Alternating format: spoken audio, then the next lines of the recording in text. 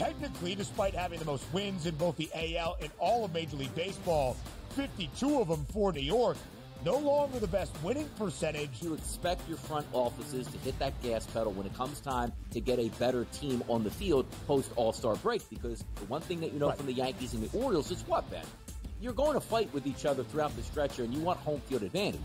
The Early Line, only on SportsGrid.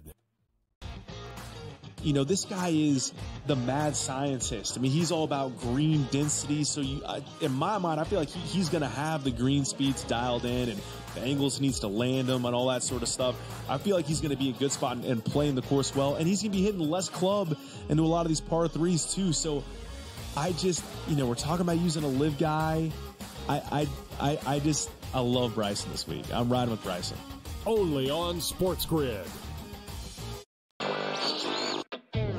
This new sports integrity partnership, Genius Sports, is involved in this. More protection. They said that's going to allow them to beef up their protection and add more integrity monitoring tools to essentially catch bad behavior before it happens.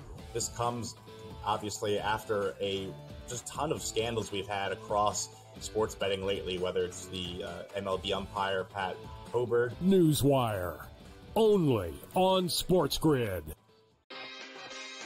Despite me being a Yankee fan, I think Joe would deserve the label as Aaron Judge's biggest fan, not through any bias, but just through the amount of money that he's made anybody who's been betting on him. I just had him for that home run, and I'm going to go back to it today. That home run coming in at plus 230.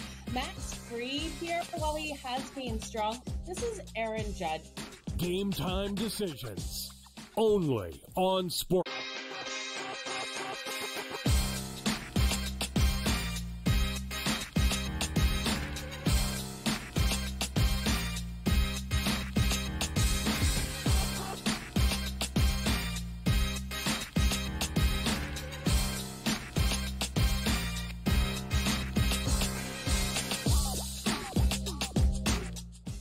All right, welcome in, and a very happy Friday to you now, July the 26th. It is Game Time Decisions here on the SportsGrid Network. I'm Joe Raineri. Appreciate you stopping by as we've got much to get to here and a very busy weekend ahead. It'll include a lot of Olympic Games. That's right, opening ceremonies underway in Paris.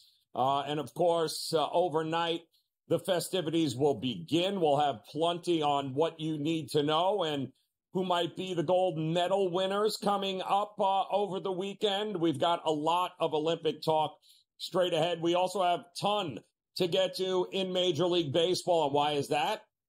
Well, the Major League Baseball trade deadline is slated for Tuesday, July 30th. And that means teams have only got this weekend left to assemble and put together the rosters that they want for the stretch run. And that also means that a ton of moves, in all likelihood, are on the way. And in fact, we've already seen a bunch. And we'll start with, first and foremost, how about the Seattle Mariners? You gotta love the self-recognition of Seattle. They know they're the Titanic. They know they can't hit water if they fell out of a boat. So what did they do? Well, they called up Tampa Bay and said, hey, how's Randy Arozarena doing here? Any chance that you might want to let him go since, let's be honest, you're probably not paying him anyway? And Tampa was like, yeah. So Arozarena is on his way to Seattle. And again, I will say this. He is landing on the deck of the Titanic here, folks. This is not a very good team right now, Seattle, as they have dropped a 10-game lead atop the American League West. As of June 18th, they were up as many as 10 games. Now they are 1 game behind Houston and 3.5 games out of the final American League wild card spot. So when I say things have gone from bad to worse, that's exactly what has happened. So they desperately need offense. Their pitching staff has been among Major League Baseball's best, actually. The bats, no. Collectively, they rank worst in baseball with a .216 batting average. That's 30th among the 30 Major League Baseball clubs. They are atrocious. And so was Arozarena, by the way. in the first 56 games of the season. This was a guy that also couldn't hit water if he fell out of a boat. He would have been perfect on Seattle to start the year. The problem is, since June 1st, he has turned it around, folks, nearly hitting about 300, hitting for power and doing exactly the kinds of things that we thought he would be capable of. And Seattle can use any spark that they can get. And I think they got a pretty good one. What does that mean for Tampa Bay? Well, Tampa Bay was not done making deals. In fact, they went ahead and helped the Baltimore Orioles, who also wanted to bolster their starting rotation. And what did they do? Well, they acquired right-hander Zach Eflin from the Rays for 3 prospects earlier today. And, of course, in exchange for the veteran righty here, the Rays are receiving what they usually get here, guys that might be pretty good that we've never heard of, but their farm system is also very, very good, much like Baltimore's. So I have no doubt they'll have a pretty good opportunity to use one of these 3 guys rather quickly. And we know the Orioles, who sit in first place as of tonight with a 2-game lead over the New York Yankees, they have got a ton of injuries to their rotation. Kyle Bradish out, John Means out, Tyler Wells out, all undergoing season-ending UCL surgery. This happened back in June.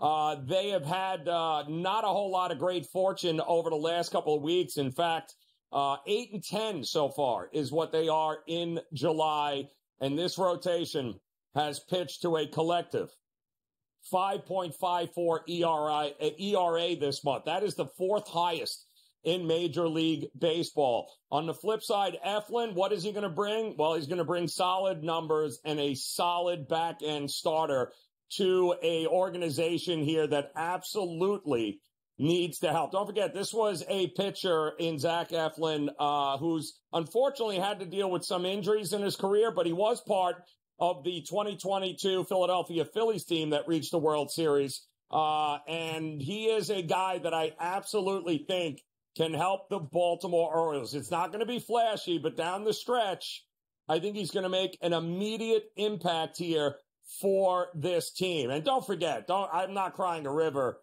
for Tampa Bay saying, what are they doing? Keep in mind, Taj Bradley, Ryan Pete, Shane Baz, Drew Rasmussen potentially coming up, Shane McClanahan. They are loaded with pitchers. Tampa Bay will be fine, but Arozarena right now and Eflin are heading out. And Baltimore, by the way, was not done making deals. In fact, they wanted to bolster more than just the starting rotation. They also wanted a trade in which they would help move their veteran outfielder. He's been there a while. Austin Hayes is on his way to Philadelphia for an exchange for right-hander Sir Anthony Dominguez, as well as an outfielder with Christian Pash also heading that way.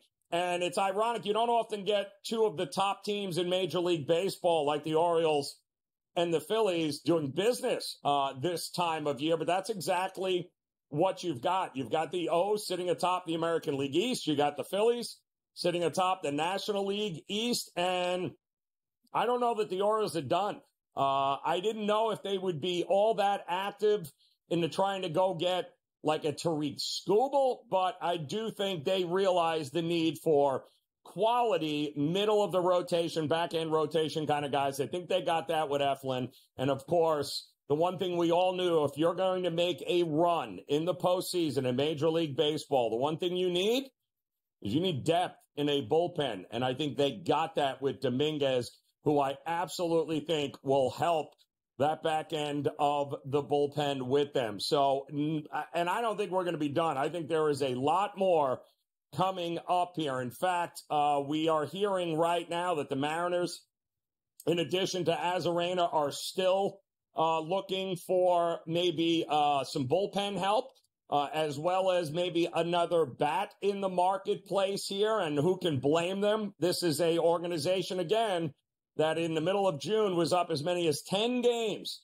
in the American League West, and they have squandered it simply because they can't hit, and there's no reason why. So we are hearing trades for guys like Lewis Robert Jr., Brent Rooker also in the mix here as the Oakland Athletics. I don't know that the Athletics are going to necessarily want to do any business with Seattle, being in the whole same division and things along those lines. But there is no doubt the Mariners are not done shopping here, and who can blame them? They also added Yimi Garcia in a three-way player trade with the Blue Jays. So they are definitely looking to bolster and make a run here, which is nice. If you're a Seattle Mariner fan, it's got to be good to be able to see that this organization is finally trying to do what they can do to bolster this team at the trade deadline to maybe make a run here. And it's still a very winnable division, anybody's division. And maybe the big story that's still brewing is, how about Blake Snell? The Giants are 5.5 games back in the National League wildcard race. And Blake Snell is a hot prospect. In fact, significant trade interest is what we're hearing as of this afternoon. So there are a lot of teams interested in bringing in the reigning National League Cy Young Award winner, who was unfortunately signed late out of spring training because his agent is a glutton. And now, of course, he could land with a team with a pretty good shot of maybe winning a World Series. So a lot to get to and unpack here as the trade deadline is almost upon us. In fact, we'll talk to our good friend George Kurst next and take a look at some of these trades and the games tonight here on the Grid.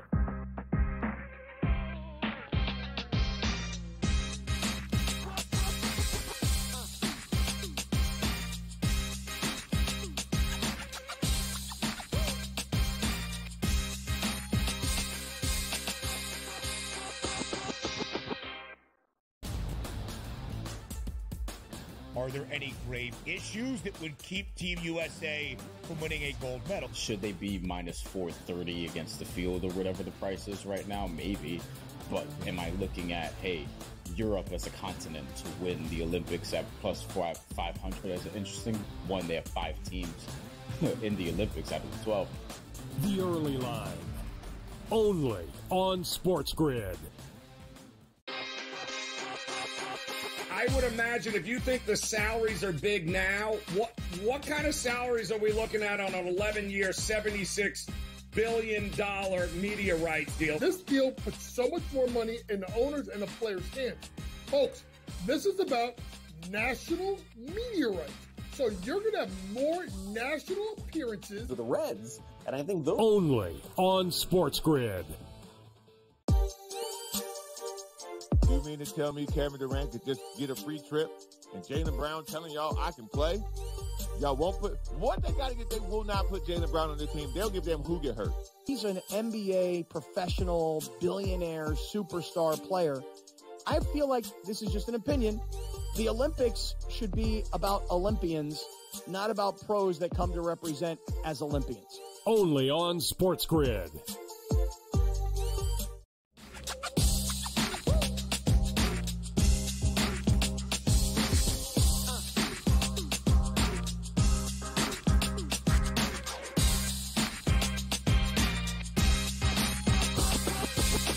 I mean, look at that shirt. Welcome back in Game Time Decisions here on this Friday. I'm Joe Raineri. We welcome in our good friend here, Miami Dolphin extraordinaire. There he is, George Kurtz in the house. I thought we were just saying that it had to be the shirt because you heard that Tua finally signed an extension here with the Dolphins, 4 years, $214 million.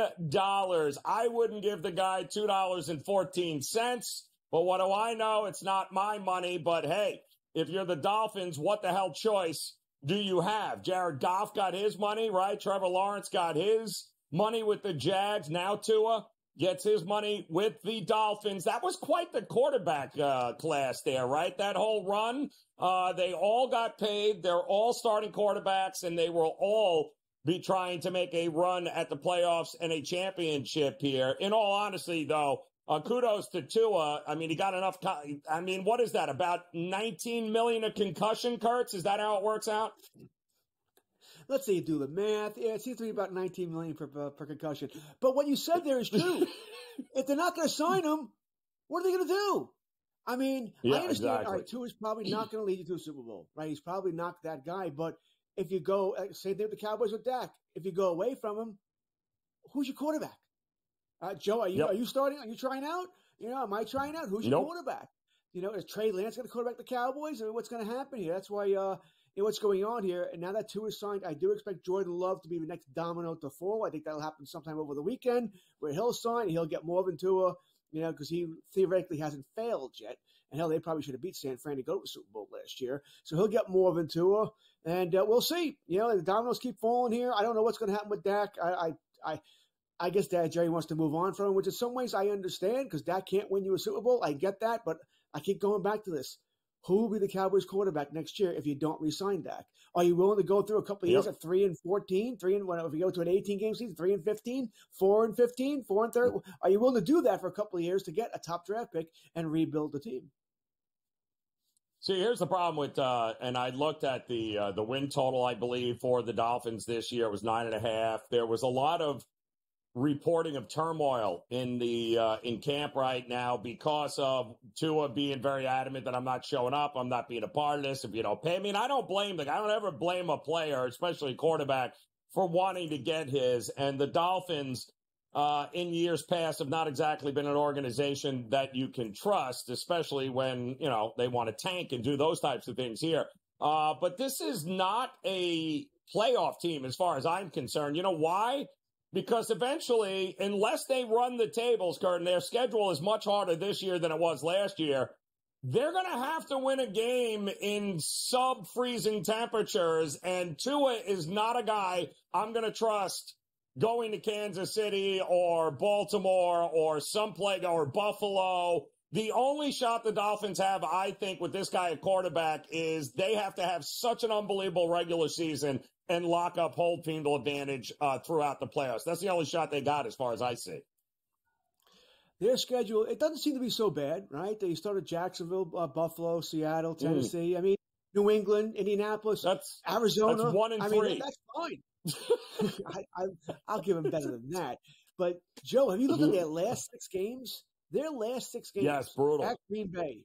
All right, so it's a little chilly in Green Bay in late November here. Then they play with Jets at home. Okay, good for you. The Jets are a good team. At Houston, everyone's picking Houston to be maybe the darlings of the AFC to go to the Super Bowl. Then you play San Fran, really good team. And then your last 2 games are at Cleveland, at New York. You're talking late December, early January. Not going to be nice weather up here or in Cleveland for that matter here. So, yeah, the schedule is brutal. I think for them to be the team they want to be, they better not go 1 and 3. You better take care of business in your first half of the schedule here before it really picks up. Because even after the bye week in week 6, Indianapolis, Arizona, you play the Rams there, Vegas, New England again. You're probably the first 11 games, you had better be no worse than 7-4. Yeah, and the thing that I have always bothered me about Tua is just last year, 1-5 against eventual playoff teams in a regular season. Let me repeat. 1-5 against playoff teams last year. So the bad competition, he beats the teams he's supposed to beat. He does that pretty well, right? The problem was you can't play Denver every week. And when he played the better competition, didn't happen. So, but they had no choice. I'm with you there. But don't worry, Dak, I'm sure, is going to work out for the Cowboys. Speaking of working out, let's talk here about some of these moves in Major League Baseball. Confusing. Not really, though. Tampa moves on from Arozarena. They move on from Eflin. I get both moves for Tampa, even though they're 3.5, 4.5 games out. And I get Baltimore wanting to get some sort of middle to back end reliability there. And that's what Eflin will do for him here. So all in all, what is the move that you have liked so far the most for the teams? Do you like what Seattle's doing? Do you like, what Baltimore has done so far? All right, we'll start with Seattle. We found out that trade for Arozarena last night during Sports Rage, right? Gabe and I were on when that came down. Mm-hmm. It seems like I like that trade for Seattle. It seems like Arizona is taking quantity over quality, right? They're getting 3 prospects, but they're lower-end prospects. Maybe that's all that was offered, but, Joe, it's June 26th. Deadline's not till Tuesday. Snap off back immediately when he's eligible off the IL. So that's not good. You'll see when he returns there. The trade with Baltimore, Zach Eflin will help. no doubt he helps Baltimore. All right, once again, Tampa Bay got lower, they got 3 prospects, but nowhere near the top of Baltimore system here. Efton will help, but Joe, is he a game 1, 2, or 3 starter in the playoffs? That's what they're going for here. All right, they're going to make the playoffs. They're likely going to win the East. And I don't know if Eflin's that guy that really changes my mind about my opinion on you if you guys are going to win the World Series or go to the World Series. He's a nice pitcher, and he was one of the better ones on the market. But once again, I would have liked to have seen Baltimore shop in the upper markets. This, to me, is a mid-market, nice guy, helps you during the regular season. I would have liked to have seen him go for prime rib here. I think he helps them ensure an American League East championship. I think that's what he ensures. We'll have more on that with George Kurtz next here on the Grid.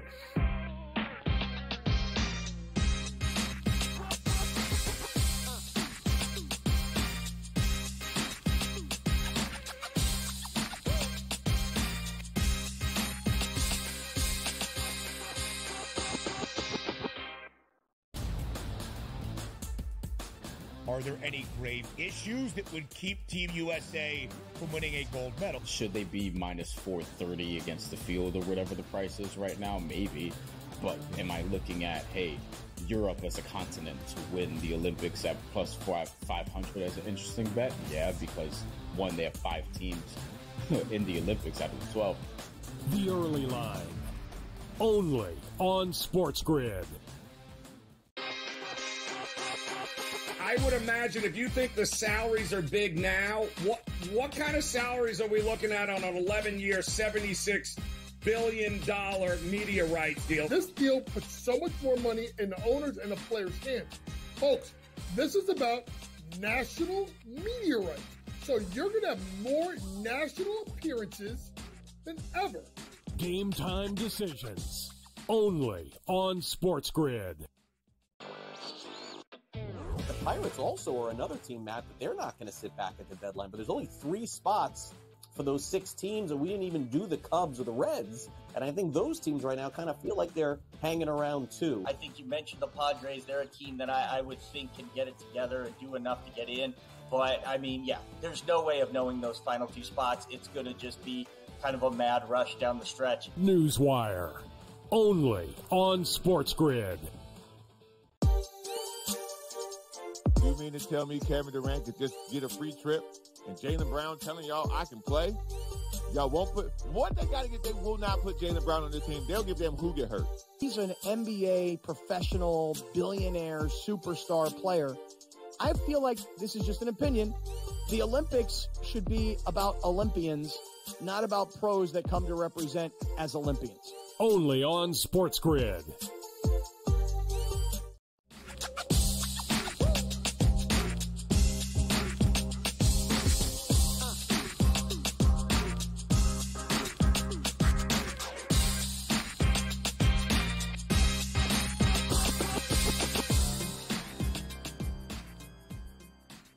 All right, welcome back in. Game Time Decisions here on the SportsGrid Network. Plenty of Major League Baseball news happening. Trade deadline is on Tuesday, and we've got plenty of games coming up here tonight, George. Some interesting matchups from the standpoint of what do you do with a team like Toronto, who you and I both know there's guys looking at each other in the locker room just waiting for the equipment guy to come in and be like, hey, they want you upstairs. Like, you're traded. The whole team could be traded, including Vladdy. That doesn't appear to be a team I want anything to do with until after the trade deadline. There's a lot of uneasiness, I think, in some of these locker rooms here over these next couple of games.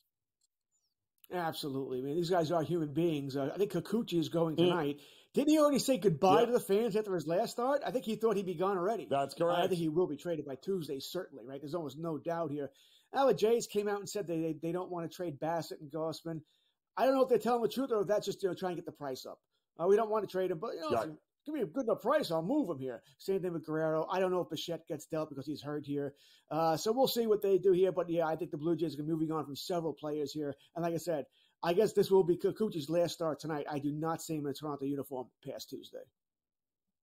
Interesting here with Detroit, by the way. They just placed Riley Green on the IL, and this guy has been an absolute beast for him. I mean, Detroit's been playing some of the best baseball over the last 3 to 4 weeks, Kurtz. They have been phenomenal, but we keep hearing Scooble's gone. We keep hearing Flaherty's gone. Now, there was some talk that Riley Green would be gone. Okay, so what do we do here tonight against the Twins with another team that may very well not have the same looking roster here in another couple of days?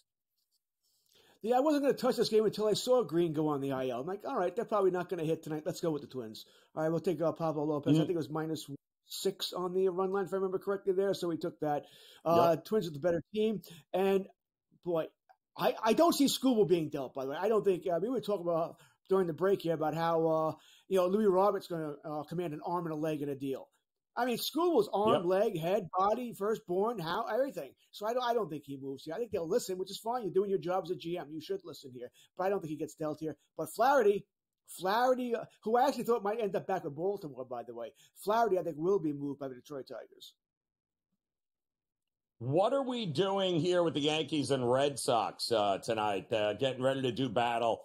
I'll give Red Sox credit. I didn't see him, having this many wins thus far in the season here. And the Yankees, that 9.5 number scares me here a little bit. Are you going side? Are you going total in this? How do you approach it?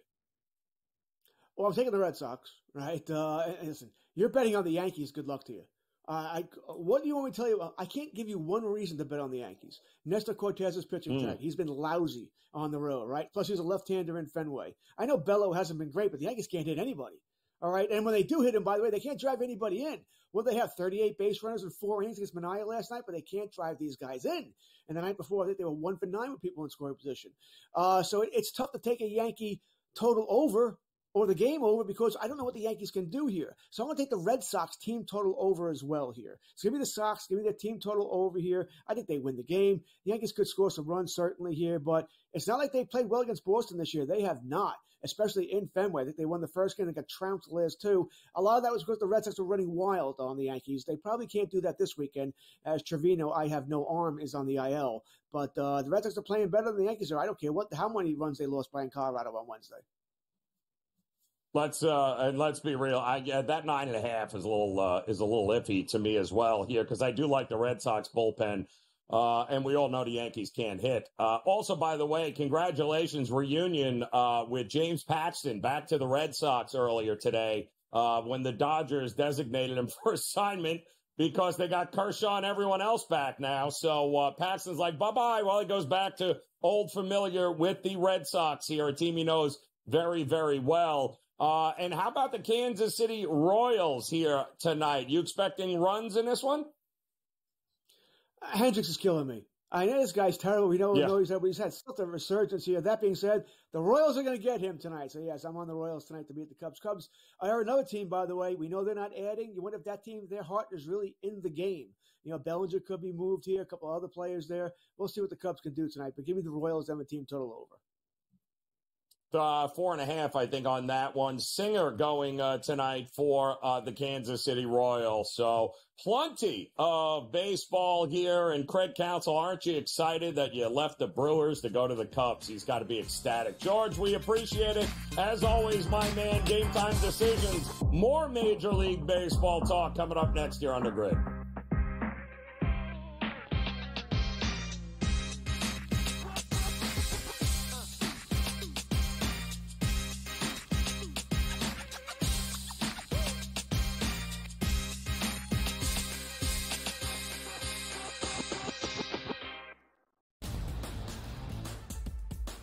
Are there any grave issues that would keep Team USA from winning a gold medal? Should they be -430 against the field or whatever the price is right now? Maybe. But am I looking at, hey, Europe as a continent to win the Olympics at +500 as an interesting bet? Yeah, because one, they have 5 teams in the Olympics out of the 12. The Early Line. Only on SportsGrid. I would imagine if you think the salaries are big now, what kind of salaries are we looking at on an 11-year, $76 billion media rights deal? This deal puts so much more money in the owners and the players' hands. Folks, this is about national media So you're going to have more national appearances than ever. Game Time Decisions, only on SportsGrid. The Pirates also are another team, Matt, that they're not going to sit back at the deadline. But there's only 3 spots for those 6 teams, and we didn't even do the Cubs or the Reds. And I think those teams right now kind of feel like they're hanging around too. I think you mentioned the Padres. They're a team that I would think can get it together and do enough to get in. But, I mean, yeah, there's no way of knowing those final 2 spots. It's going to just be kind of a mad rush down the stretch. Newswire, only on SportsGrid. You mean to tell me Kevin Durant could just get a free trip and Jaylen Brown telling y'all I can play? Y'all won't put what they got to get. They will not put Jaylen Brown on the team. They'll give them who get hurt. He's an NBA professional, billionaire, superstar player. I feel like this is just an opinion. The Olympics should be about Olympians, not about pros that come to represent as Olympians. Only on SportsGrid.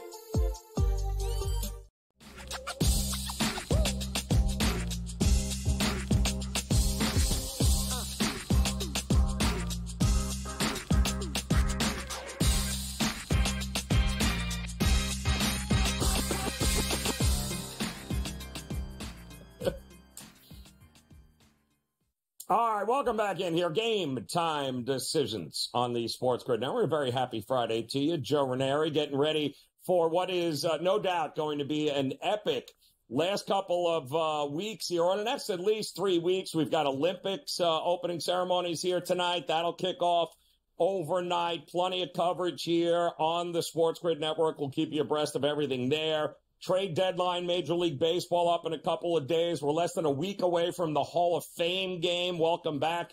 NFL, college football will be here before you know it. And Adam Kaufman, listen, he's so excited. He's locked himself in a closet. Now he's all bearded up. He is ready for football season. He is ready for everything that comes here. A final stretch run in Major League Baseball. And something tells me you have no problem backing your Red Sox here tonight. We can start with that because I would, if I was you, I would absolutely expect the Red Sox to handle business at home against the Yanks. Are you confident? Well, I'll be coming out of hibernation soon. Maybe allow myself to walk the streets and be among the people in the public show as we get a little closer to the NFL season. Heck, we just had our final Thursday without football until like February, which is amazing. So these games, they're right around the corner, man. It's awesome. Yeah, as far as the Red Sox at Fenway against the Yankees in this, I hesitate to even still call it a rivalry game because I know like it is a rivalry just historically, as we know. Boston, New York, Red Sox, Yankees, but a little bit of the enthusiasm, a little bit of the passion has not been there in recent years, sadly. But the fact is, the Red Sox, despite their struggles coming out of the break, are not that far behind the Yankees in the division, in the wild card hunt. So obviously this is an immensely important series. And yeah, I mean, if Brian Bayo were starting and this game was, at 2 o'clock this afternoon, I would probably pick New York because the fact of the matter is Bayo absolutely sucks during the day if you look at the splits, and it's just been a career-long problem. At night, pretty good. And you know what? He's going to be under the lights tonight. So I like Bayo. I like the over 4.5 strikeouts. I played that earlier. I don't think he's going to go out and absolutely deal. It feels like kind of a 5 or 6. Could be a sweaty cash, but I do like the over 4.5 Ks there. And let's not forget that Rafael Devers is electric historically against the Yankees, and that has continued this year. I know a lot of that is against Garrett Cole, who is not pitching tonight, but even still, he just thrives within this rivalry. So, I would expect, I'm not saying like bet the guy to homer or something like that, although you could sprinkle it, little, as our guy Brady Cannon likes to say, a little bit of hot dog money. But over 1.5 total bases, that makes a lot of sense to me. But yes, I would go Red Sox on the money line. Yeah, I agree. The Yankees, until I see it, and see it for multiple games, you just can't believe it at this particular point. Yep. All right, so let's start with some no runs in the first inning today, because as we approach the trade deadline, I think tonight's card, and actually all weekend long, there are some offenses and some teams that may not be locked in here, and I think one of these games, like, for instance, the Cardinals here tonight with Sonny Gray on the mound, the Nats taking on the Cards, this feels like a good no-run in the first inning spot here. How would you approach it? Yeah, I love me some Nerfy bets, and I really, there are a handful tonight that I really like. But this one that you just mentioned, the Nationals and Cardinals, is by far my favorite. It is my biggest investment of the night across the board in any wager whatsoever pertaining to baseball or otherwise. You look at the splits so far this year, and I realize it's not all about the splits, but I do, like trends. I do like to trust in those, and credit to a friend of mine, Jared Smith, who puts this out on Twitter each and every night going into the next day and digs deep, finds all this research. Mackenzie Gore is 17-3 to the Nerfy this year, 6-1 on the road. Sonny Gray on the other side, 14-4 to the Nerfy, a perfect 10-0 at home. And historically, it's not just this year. Over the last handful of years, when you look at the data, both of these guys are roughly 75-80% success rate. They are just good first inning pitchers, and it's not like either offense is prolific on the other side, so I like this spot a lot there as far as wagering on the no-run first inning. It's got a little juice throughout the day, but I still think it's worth the squeeze. It's interesting, too, because the Cardinals are a team that we're hearing is in hot pursuit for Eric Fetty of the White Sox here, and they're a team that also, them in Houston actually, appear to be the front runners for a trade with the White Sox to get Eric Fetty here, and the White Sox, let's face it, probably not going to look the same this time next week. Seattle already doesn't look the same, but it appears you don't trust either offense to score any runs regardless, especially in the first inning in this one. Well, look, neither do the books. You're looking at the graphic right now, and the total for this game is sitting at 7. So everyone is expecting a low-scoring game, never mind first 5 or obviously the no-run first inning. And again, this comes back to, in large part, well, one, the offenses and how they're slightly inferior, but also who's on the mound. You have George Kirby, who is 18-3 this year to the Nerfy, and then on the other side, and the only reason this game isn't my favorite, even more so than the Nationals and Cardinals, is sample size. Drew Thorpe is on the mound for the White Sox. Fact of the matter is, he has only started 7 games, but he is 6-1 to the Nerfy. If he had started, 14, 15 games so far this year, and we were looking at something like 13-2, like I said, this one would be even elevated on my card. The only reason it is second to the other one is just that Thorpe has that very, very small sample size, but still, I like this a lot. He against Kirby, and again, the books are telling you, not that the books are always right, but Vegas is telling you this is going to be a low-scoring game, and I'm buying it. Yeah, I got to think that is Crochet gone? Is Fetty gone? Is Lewis Roberts gone? I got to. Yeah, all of them, right? I think Crochet is for sure gone. I mean, that is the one that everybody has been talking about for a couple of weeks now, and so there are certainly enough contenders around baseball, especially with the extra wild card spot in each league, that are going to be desperate for starters. Hell, my Red Sox went out and brought back James Paxton today from the Dodgers. He was designated for assignment by L.A. earlier this week, but he's still a guy that is capable. I'm not saying he's Crochet or, Evaldi or Fetty or some of these other guys that could get moves. Zach Eflin was on the move today as well. There are a number of guys, but I mean, there's no mystery. The White Sox blow. They're going to be selling guys off as they should. Get some prospects and rebuild. Speaking of blow, Kikuchi on the mound tonight for Toronto, Adam, and he is. I thought that was going to go. He is another guy that you just gotta feel. He knows, we know, everybody knows. In that Toronto locker, there's got to be a little uneasiness here with the fact that they got to blow it up and start from scratch. They're taking on Texas here tonight in Heaney, and it's very hard for me, even though they swept the lowly White Sox. I think they're heading in the right direction, the Rangers here. Do you trust them tonight against Toronto and Kikuchi? I thought you were making reference to all of the stuff that in the Deadpool trailer, Ryan Reynolds says Feige wouldn't allow them to talk about in a Disney movie. That's where I thought you were going to go. I'm on the Rangers in this one at plus money, by the way. First 5 and the full game for that matter. Yeah, I am not on the Blue Jays in this one. I wonder with Heaney, and there's a reason that I went first five. I'm just not sure how long the leash is. I'm not sure he's going to be out there for a long period of time. If you play the over on his Ks, that could obviously be sweaty, even though it's not a big number. I think it was 4.5 when I was looking at it earlier. But first five money line for the Rangers to me feels like the play in this one. Yeah, they got Yimi Garcia back, Toronto, and promptly traded him, so he is no longer there. I hate that bullpen of Toronto, and Kirby Yates actually finally showing up and being the closer that Texas has needed them to do. So I'm with you in this one. I think it's Texas all day at plus money. We've got more games. Want to talk Phillies, want to talk some Reds, some Astros, a lot more to go over here with Adam Kaufman, and we will do that, I promise, when we get back here as Game Time Decisions continues on the grid.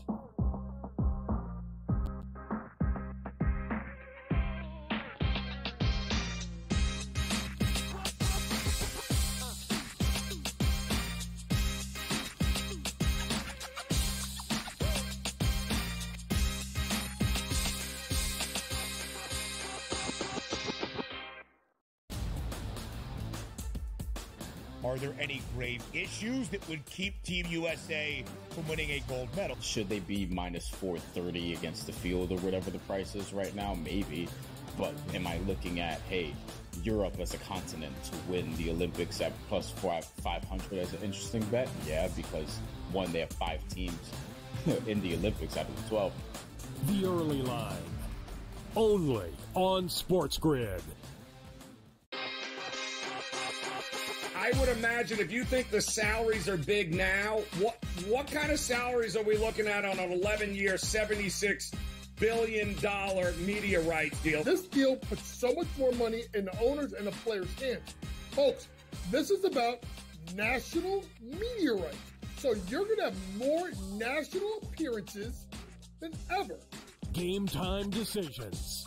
Only on SportsGrid. The Pirates also are another team, Matt, that they're not going to sit back at the deadline. But there's only 3 spots for those 6 teams, and we didn't even do the Cubs or the Reds. And I think those teams right now kind of feel like they're hanging around too. I think you mentioned the Padres. They're a team that I would think can get it together and do enough to get in. But, I mean, yeah, there's no way of knowing those final 2 spots. It's going to just be kind of a mad rush down the stretch. Newswire. Only on SportsGrid. You mean to tell me Kevin Durant could just get a free trip and Jaylen Brown telling y'all I can play? Y'all won't put what they got to get. They will not put Jaylen Brown on the team. They'll give them who get hurt. He's an NBA professional, billionaire, superstar player. I feel like this is just an opinion. The Olympics should be about Olympians, not about pros that come to represent as Olympians. Only on SportsGrid.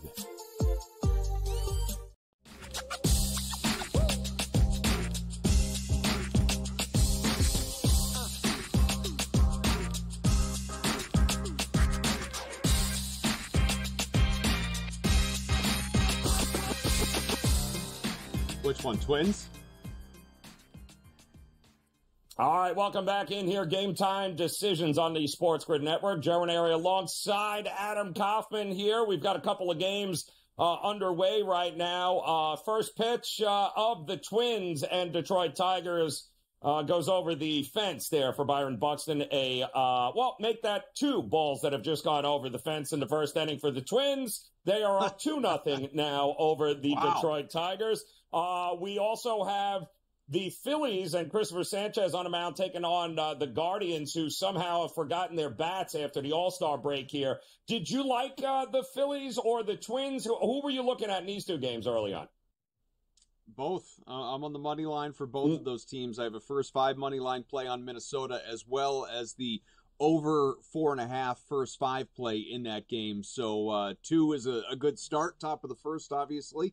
But we'll see what direction it goes. Yeah, I just think, there's a reason both of these teams, Joe, were really heavy favorites. Now, it's not like, baseball would be the last sport that I would direct you to if you're looking to bet chalk. It just feels like that goes sideways all the time, and there's a reason that, it's a lot of people have had really down stretches, especially the month of June. I feel like was just awful for everyone who bet baseball in the gambling community. But July has been rebounding a little bit, and this it's very early, but maybe this will be a night where the chalk actually hits. And I hope for the sake of my wallet, because I am on some pretty chalky plays, that Rangers won earlier notwithstanding. But on both Minnesota and Philadelphia, like their spots, like their pitchers, and just favorable matchups. Yep. All good stuff happening. Phillies have already been active in the trade market here. We'll see if they can get that going. The Cubs, I don't anticipate are going to be very active at all, except for maybe trying to light a match and start from scratch. But they are at Kauffman Stadium, ironically, Adam, and there is no doubt with Singer on the mound going up against Hendricks, who I am not a big believer in. The total sitting at 9. How are you approaching this one?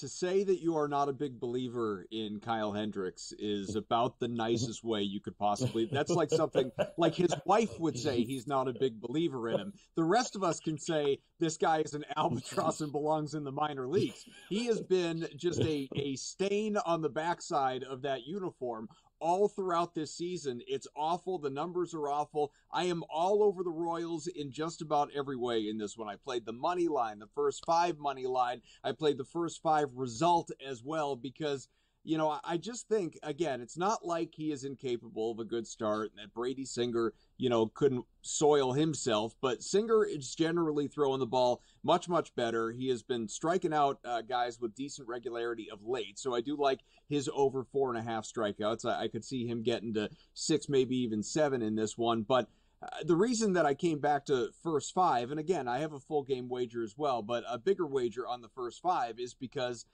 I really don't trust Kansas City's bullpen. And Chicago's bullpen, this was not the case earlier this year, but of late, since the All-Star break, really has actually been very, very good, like sub-1 ERA. So what I am looking for in this game is a hot start out of KC, score a handful of runs in the first few innings against Kyle Hendricks, get him from the game, and simply hold on and pray for dear life at that point in time. But I like KC early. It's absolutely, to me, the play. And you can get, not at even money for the first 5 result, but right around minus 110, 115, because it is still pretty juiced if you're just going for the money line, allowing for the potential push. Yeah, I'm with you on that one. I did not understand the Tampa Bay and Cincinnati Reds line here today. With all the trades already with the Rays, they got to feel a little deflated. A team that's only, 4.5 games out of a wild card spot, and you're one of your best, 4, in fact. And they're getting rid of everybody here. So typical Tampa Bay. I like the Reds in this one here. How are you approaching it?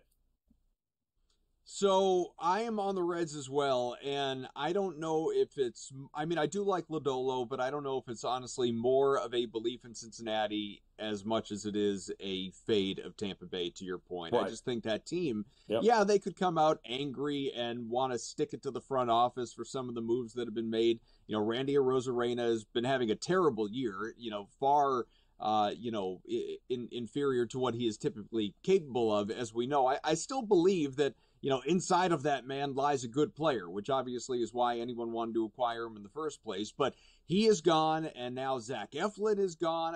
Again, to just punt on the season when you are 4 games out, as you said, of a wild card spot with like 60 games to play is just egregious to me, especially when we saw last year 2 teams who were wild card teams get hot in the playoffs and make it to the World Series. Like, what are we doing here? You don't have to. Baseball has shown us with this new format in the playoffs that's been around for a couple of years now, and obviously the length of a series and pitchers' ability to get hot or certain bats or whatever else. Like, you don't have to be the Dodgers. You don't have to be the 100 plus win team. You don't have to be the team that has the $250+ million payroll. You can sneak in and make a run, make some noise. It's, and hell, we've seen Tampa do that multiple times historically. So I just don't like it. And if nothing else, I am supporting the Reds because on behalf of Rays fans, and I am not one, but on behalf of Rays fans, I am upset. I agree. I did not understand the move at all, but it is the most Tampa Bay Rays thing to do at this point. The Dodgers and the Astros are a fascinating game coming up here. How are you leaning on that one here?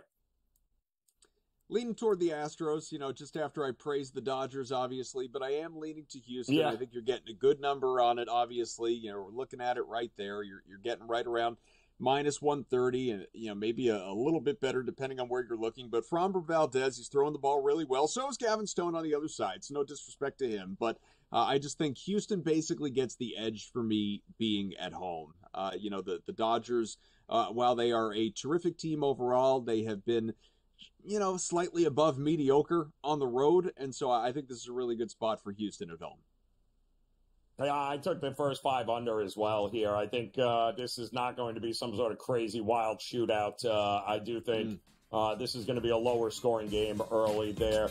Adam, it's good to see you out of the closet, my friend. Always a pleasure. Look forward to getting you back here. Game Time Decisions continues on the grid.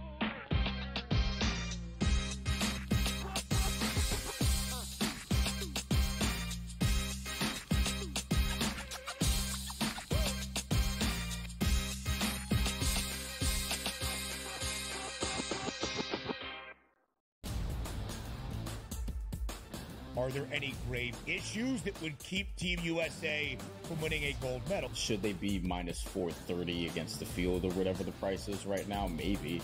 But am I looking at, hey, Europe as a continent to win the Olympics at plus 500 as an interesting bet? Yeah, because one, they have 5 teams in the Olympics out of the 12. The early line. Only on SportsGrid. I would imagine if you think the salaries are big now, what kind of salaries are we looking at on an 11-year, $76 billion media rights deal? This deal puts so much more money in the owners and the players' hands. Folks, this is about national media rights. So you're going to have more national appearances than ever. Game Time Decisions. Only on SportsGrid. The Pirates also are another team, Matt, that they're not going to sit back at the deadline. But there's only 3 spots for those 6 teams, and we didn't even do the Cubs or the Reds. And I think those teams right now kind of feel like they're hanging around too. I think you mentioned the Padres. They're a team that I would think can get it together and do enough to get in. But, there's no way of knowing those final 2 spots. It's going to just be kind of a mad rush down the stretch. Newswire. Only on SportsGrid. You mean to tell me Kevin Durant could just get a free trip and Jaylen Brown telling y'all I can play? Y'all won't put what they got to get. They will not put Jaylen Brown on the team. They'll give them who get hurt. He's an NBA professional, billionaire, superstar player. I feel like this is just an opinion. The Olympics should be about Olympians, not about pros that come to represent as Olympians. Only on SportsGrid.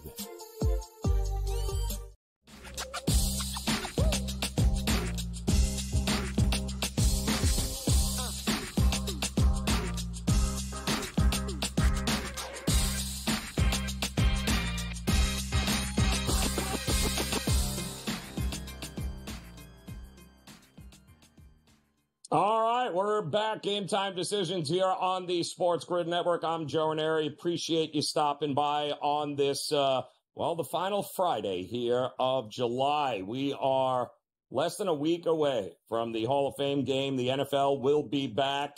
Thursdays will never be the same, as they say again, as August will be upon us and everything changes. Everything is already beginning to change in Major League Baseball as rosters are looking totally different. Why? Well, the trade deadline is coming up here on July 30th. So that'll be Tuesday. We've seen some big trades already, and we're starting to see a couple of games take flight here on this loaded schedule. The Guardians, thanks to a absolutely atrocious Bryce Harper defensive playing at first base, are up 1-0 here at Citizens Bank Park. Christopher Sanchez taking on Lively in that one. Phillies coming up in the bottom half of that inning. The Twins, 2 solo home runs right off the bat against Montero. They are up 2-0 over the Tigers, who we are awaiting, quite honestly, any day now. Is it Tariq Skubal? Is it Jack Flaherty? Riley Green, unfortunately for the Tigers, on the IL. We learned that earlier today. I wouldn't have trusted the Tigers to keep him. He might have also been trade bait, but they are off and running, and the Tigers already down 2-0. Reds and Rays, we just talked about that game. That too, Shane Baz on the mound for the Rays. No Arozarena anymore for the Tampa Bay Rays. No Zach Eflin anymore for the Rays. And the Reds are looking to stay competitive in that National League Central and what could be still a very winnable division if they can get their act together. And that is what we're hoping they do, is we do like the Reds tonight in just a terrible spot for the Rays here, who got to feel like the organization is kind of gutting them at this point and doesn't believe they can actually make a run. We do have a bunch of games coming up in the 7 o'clock hour, just after the top of the hour, in fact. We're going to take a look here at the Orioles and the Padres. We haven't talked about this game here, but two teams very much in the hunt. And what makes this game very interesting is we have already learned the Baltimore Orioles already active, looking to bolster that bullpen with a trade to Philadelphia. They got Dominguez in the bullpen here. They gave up one of their longtime outfielders in that one, in Austin Hayes, but they have not been good with all the injuries to the starting pitchers of the Baltimore Orioles. July has been a battle for them. They are not good. 8-10 in July, and it is a miracle that they're even in first place in the American League East. But the reason they're there isn't really because they have been fantastic. It's been because the Yankees have been absolutely horrific. So Baltimore needed some pitching, some depth. They went out and got it with Zach Eflin in Tampa. And pitching, not something the Padres apparently need, because they're just throwing no-hitters every other year. Fresh off that no-hitter, the Padres taking on the Orioles at Camden Yards. That is coming up here in just a few.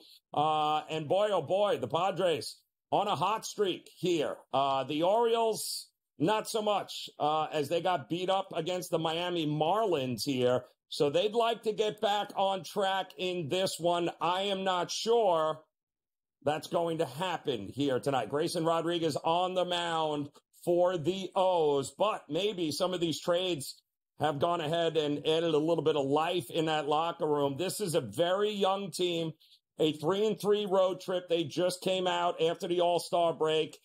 They did break that 3-game losing streak against the Marlins, and that was by the skin of their teeth, 7-6. So they are getting poised, and they're going to have to learn on the fly here of how to be able to compete in the second half and make a run at the postseason. And the Padres, for their part, too, while nobody has spent any time talking about them, they started the season slow, but they have turned things around coming off of that no-hitter. And could Dylan Cease be your Cy Young Award winner here when it's all said and done now? Has he pitched his way into the conversation here? Not an easy thing to do this time of year, to throw a no-hitter, and they didn't pull him, and he still had almost 120 pitches in the game. I like Dylan Cease. I think he's a workhorse. I think he's a guy that you can't sleep on, and if the Padres are going to make a move or two, I can't wait to see what they look like. Can't wait to see this game. We'll talk about that, plus the rest of the schedule. Game Time Decisions, another hour next year on The Grid.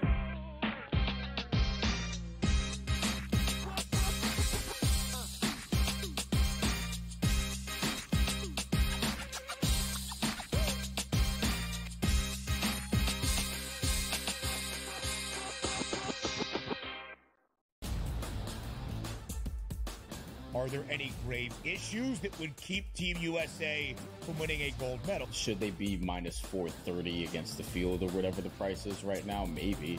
But am I looking at, hey, Europe as a continent to win the Olympics at plus 500 as an interesting bet? Yeah, because one, they have 5 teams in the Olympics out of the 12. The Early Line, only on SportsGrid. I would imagine if you think the salaries are big now, what kind of salaries are we looking at on an 11-year, $76 billion media rights deal? This deal puts so much more money in the owners and the players' hands. Folks, this is about national media rights. So you're going to have more national appearances than ever. Game Time Decisions, only on SportsGrid. The Pirates also are another team, Matt, that they're not going to sit back at the deadline. But there's only 3 spots for those 6 teams, and we didn't even do the Cubs or the Reds. And I think those teams right now kind of feel like they're hanging around too. I think you mentioned the Padres. They're a team that I would think can get it together and do enough to get in. But, I mean, yeah, there's no way of knowing those final 2 spots. It's going to just be kind of a mad rush down the stretch. Newswire, only on SportsGrid. You mean to tell me Kevin Durant could just get a free trip and Jaylen Brown telling y'all I can play? Y'all won't put what they got to get. They will not put Jaylen Brown on the team. They'll give them who get hurt. He's an NBA professional, billionaire, superstar player. I feel like this is just an opinion. The Olympics should be about Olympians, not about pros that come to represent as Olympians. Only on SportsGrid.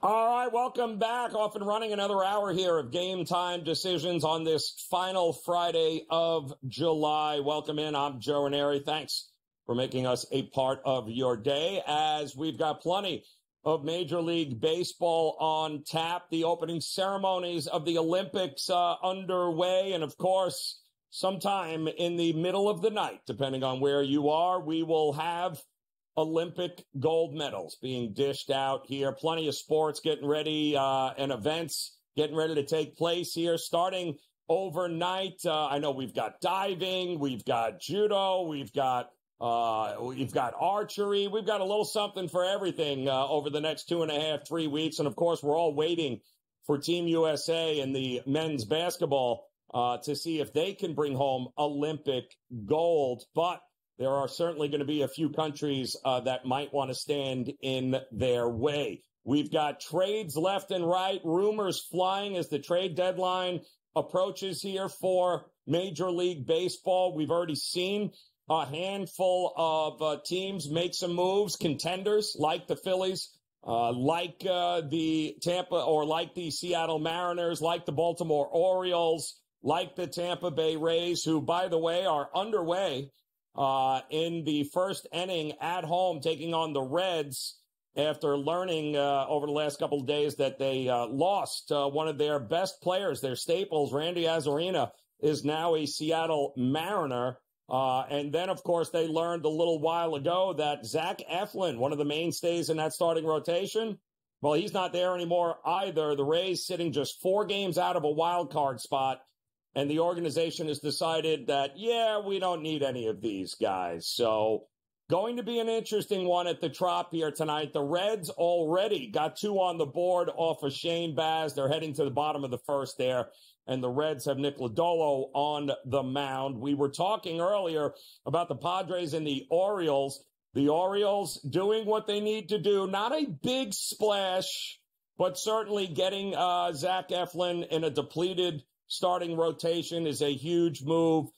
They've also gotten some bullpen help via a trade with the Philadelphia Phillies, getting Dominguez out there. So the Orioles are going to buckle down and try to make a second half run at this thing and keep some distance between them and the Yankees. They're going to have to take on the Padres here tonight with Grayson Rodriguez on the mound and get it done at Camden Yards. We also are getting ready for the Toronto Blue Jays, and call me crazy, but the Toronto Blue Jays in no way, shape, or form should be a favorite against anybody, much less the Texas Rangers at this point here tonight. I mean, listen, stick a fork in the Blue Jays. They're 46-56. This team is done.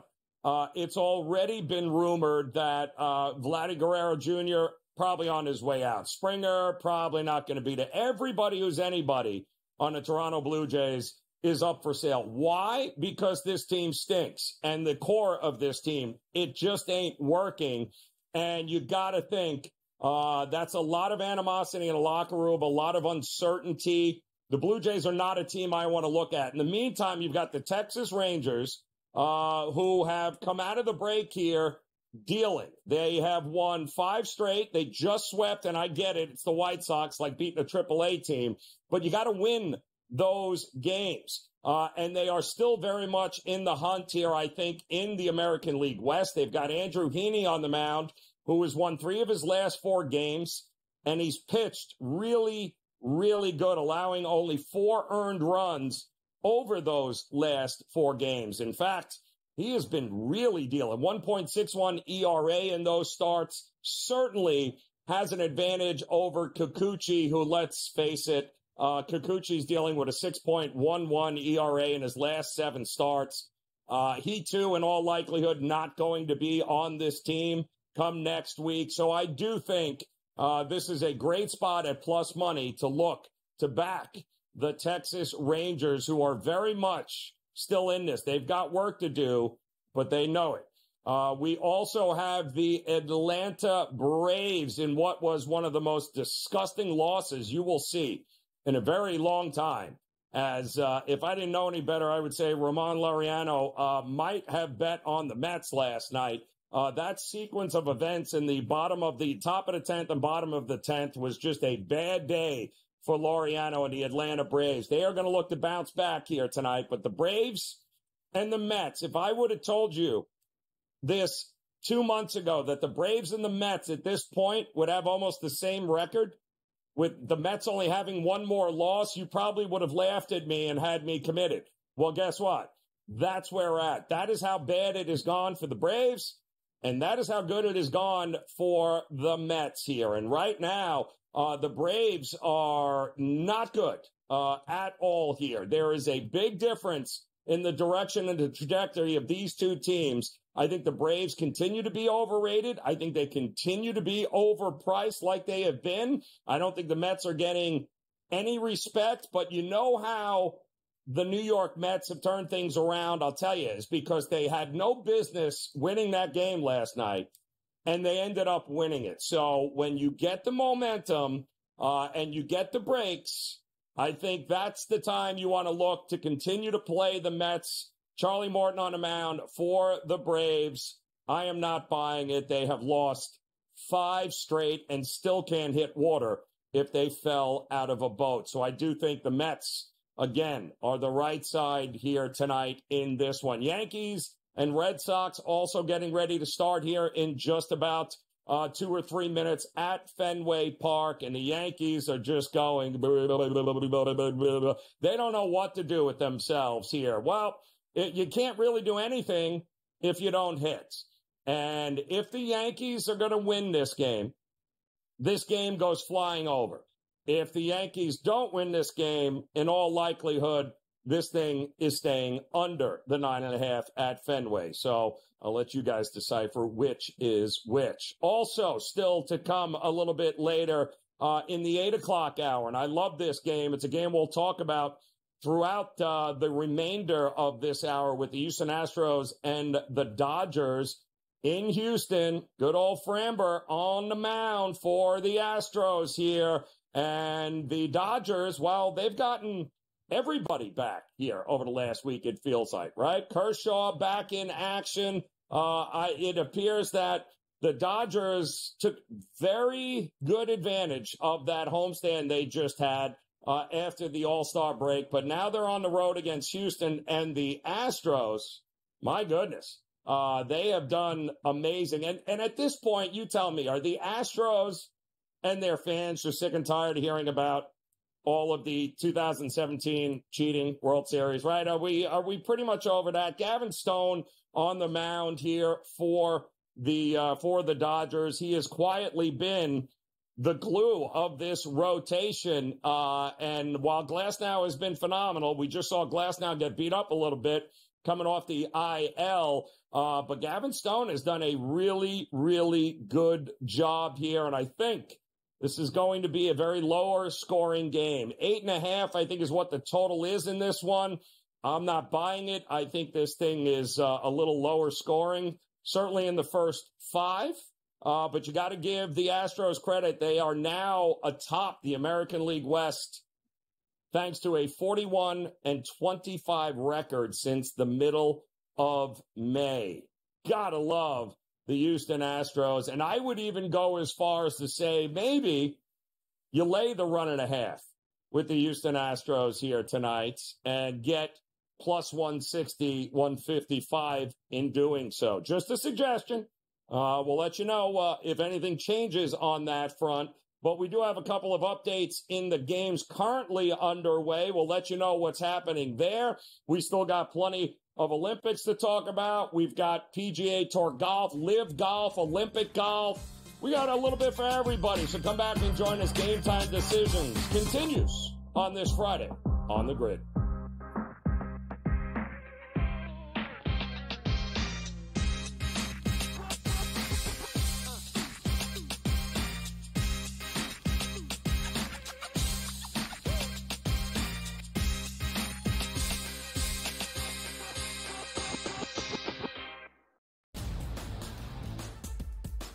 Are there any grave issues that would keep Team USA from winning a gold medal? Should they be minus 430 against the field or whatever the price is right now? Maybe. But am I looking at, hey, Europe as a continent to win the Olympics at plus 500 as an interesting bet? Yeah, because one, they have 5 teams in the Olympics out of the 12. The Early Line, only on SportsGrid. I would imagine if you think the salaries are big now, what kind of salaries are we looking at on an 11-year, $76 billion media rights deal? This deal puts so much more money in the owners and the players' hands. Folks, this is about national media rights. So you're going to have more national appearances than ever. Game Time Decisions, only on SportsGrid.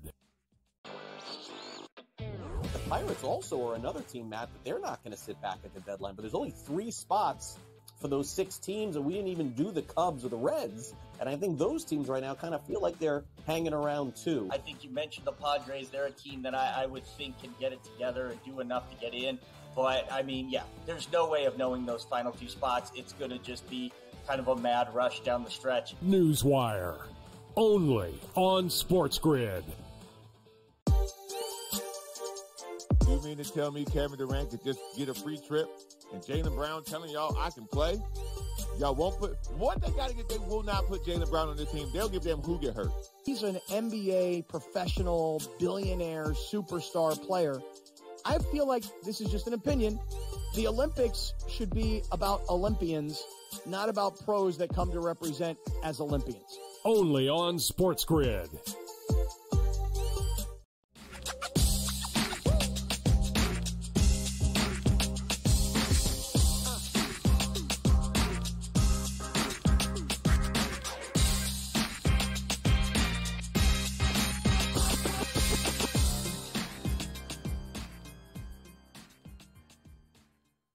All right, welcome back in. Game Time Decisions here on the SportsGrid Network. I'm Joe Raineri. Thanks for stopping by as we take a quick look at the scoreboard right now. Major League Baseball, bunch of games underway. A couple just started, including the Yankees and Boston at Fenway. No score there. Yankees up at the plate.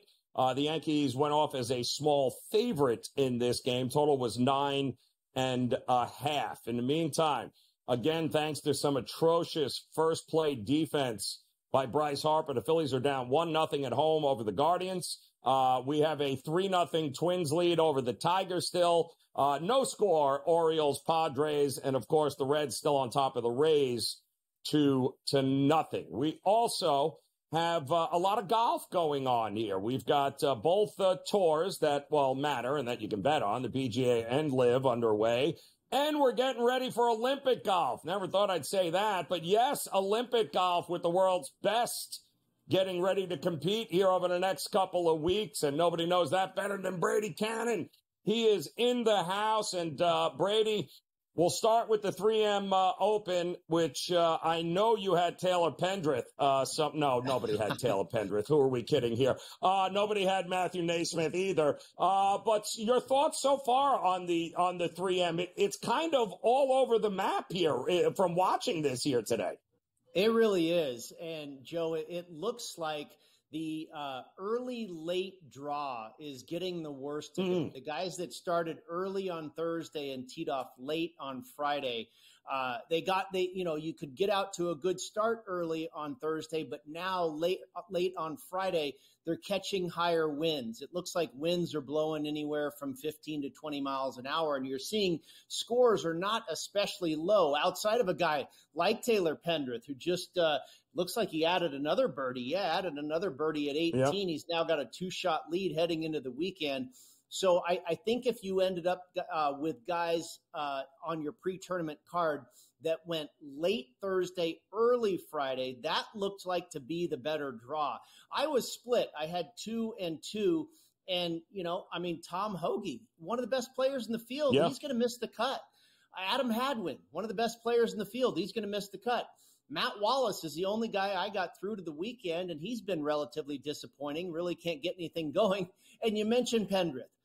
Of course, he was a guy at the start of the week when I just kind of had that gut feeling, and I went, it feels good, it feels right, and then I didn't end up putting him on the card. I tell you what, though, when we see these markets, repopulate here shortly after today's complete, I may very well be on Taylor Pendrith. This guy's already won this year at the Byron Nelson. He's got that President's Cup coming up in his home country of Canada this fall. I think he has a lot of reasons to continue to play well here, and so far he's off to a great start. I think he's a good fit for this golf course and one of the better players in this field as well. Gotta love the old guard showing up here, Brady. I'm looking at top 10 right now, and I'm seeing names like Stuart Sink, Matt Kuchar, Gary Woodland. All of these guys very much, they're all top 10. They're all very much in play. They certainly have some of the experience here, and I still think it's good, especially in a tournament like that, to have names like that somewhere near the leaderboard to keep some interest in it. Yeah, and some of the younger guns too, but bigger names. Yep. Sahith Theegala's there. Sam Burns is there. Yep. They're both at 7 under par. And don't forget Jonathan Vegas, who's a little bit of an older school guy, believe it or not, as well. And he fits a lot of what I looked at this week was total driving. Jonathan Vegas has always been an awful putter, but a very good total driver. Hits it long and straight. So it's working out for him real well. Maverick McNeely's another guy, that is still in search of that first PGA Tour victory. And Emiliano Grillo is another guy that's very much a class player to keep your eye on here. A lot of golf left over the weekend, and Taylor Pendrith out to a big advantage. But I would say guys that are at 6 under are still not out of this thing. If you're in the top 20 going into the weekend, I think you got a shot. Yeah, well, I thought Mackenzie Hughes was off to a great start yesterday, too. How's that working for him? 1 over here on the day, 6 under for the tournament there. That was a big drop. What did you have in the LIV Tour? Anything going on this week, Brady? Where are we at with that tournament? Yeah, off to an okay start. Now, this one, of course, is still in the UK where we were last week for the British Open. So these guys are going to start, around 11 o'clock at night. Actually, probably even later than that. They typically don't do until like a 12 noon local time start, with the shotgun and what have you. John Rahm out to a red-hot start, and he was a guy I know Carver High liked this week because of his performance off of the Open, where he was pretty darn solid in the British Open. John Rahm out in front, 8 under par. All my guys looking okay, though. I've got Dean Burmester, who's at 3 under. I've got Richard Bland, who's at 2 under. And then I've got Adrian Meronk, who I think is also at 3 under. So, they're all right there. None of them, I believe, are outside the top 20. And we've got 2 more days of golf left. So I'm okay with where we've started so far on the LIV circuit. Yeah, I find it hard to believe that Rahm's not going to get one win on the Live Tour before it's all said and done there. How about the Olympics coming up? Opening ceremonies tonight. What are we looking at in golf? You got any medal matchups? How do you bet this? What are we looking at? Yeah, Joe, I think the betting appetite for the Olympics is going to be fantastic. I mean, people love the Olympics, first of all. And now you have an absolutely loaded field of golfers with live players in there, too. You know, you've got Joaquin Niemann and Mito Pereira representing Chile. It's really all over. John Rahm, of course, and representing Spain. I think Rahm is a decent play here. Now, this golf course we've seen before. It used to host the Open de France on the European Tour, which, by the way, in 2017 was won by Tommy Fleetwood. In 2018 was won by Alex Noren, both of whom will be in this Olympic competition. Also in 2018, you had the Ryder Cup here, where John Rahm was a part of that European team. Alex Noren was a part of that European team. Tommy Fleetwood was a part of that team and went 4-1 in his Ryder Cup matches. So do some research there with the Open de France, the Ryder Cup in 2018. You'll see some familiar names here. Those are some of the guys I'm headed towards as far as possibly an outright gold medal victory next week. I think it's going to be great. I really do. I think it's going to have a whole lot of interest. It should be fun. Look forward to talking more about it. Brady Cannon, enjoy the night. Game Time Decisions continues here on the grid.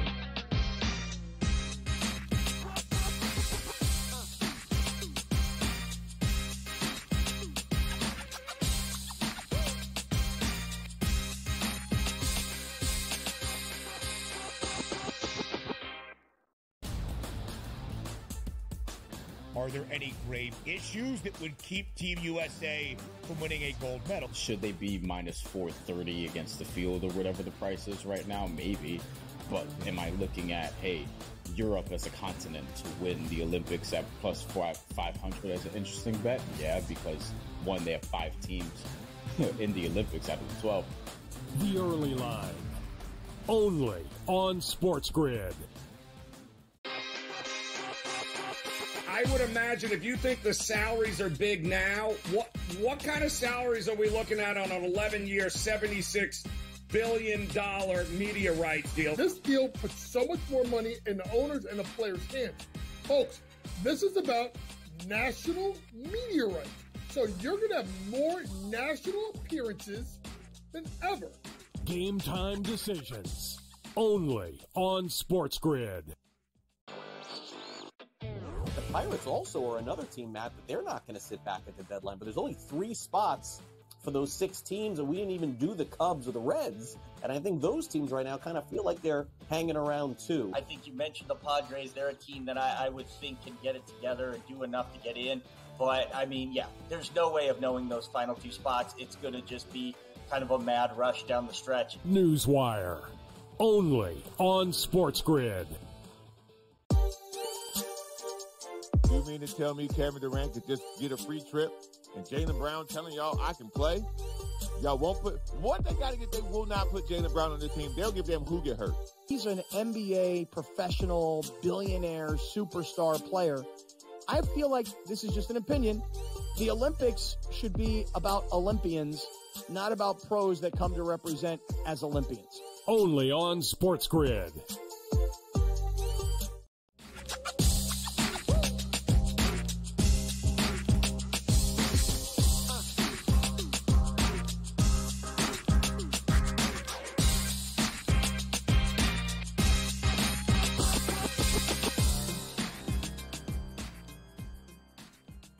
All right, welcome back in Game Time Decisions here on the SportsGrid Network. I'm Joe Raineri. Appreciate you stopping by as, well, it's getting good here in some of these Major League Baseball games that are underway. We pretty much have about 7 games going here, including the Yankees and the Red Sox already. We've got nasty Nestor Cortes in trouble against the Red Sox here.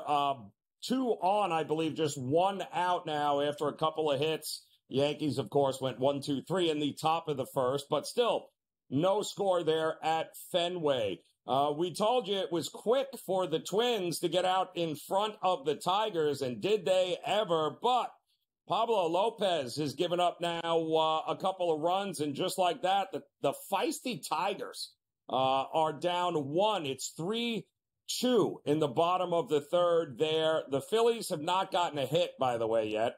Top of the third there against Blake Lively there, I believe, or Ben Lively, rather, not Blake. That would have been even better. At Citizens Bank Park here, 2 errors already for the Phillies, and we had told you Bryce Harper committing one of them, which led to the only run of the game by the Guardians. But right now, Lively's doing a very, very good job against this Phillies lineup, at least the first time through. We'll see if anything changes here as we head into the bottom of the third inning. The Tampa Bay Rays have come right back, tied up the Reds. It's 2-2 right now in that one. The Padres and Orioles off and running, no score. The Braves and the Mets also off and running. We've got no score in that one. And the Rangers, shocker.